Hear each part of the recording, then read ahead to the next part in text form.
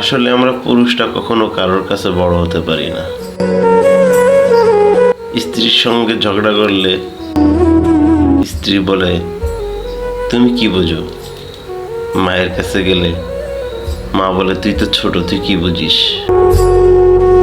বাবার কাছে গেলে বাবা বলে, তোর এখনো বোঝার বয়স হয়নি।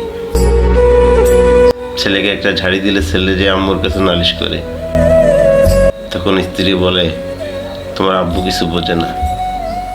তো বলতে পারেন আমরা বড় কার কাছে?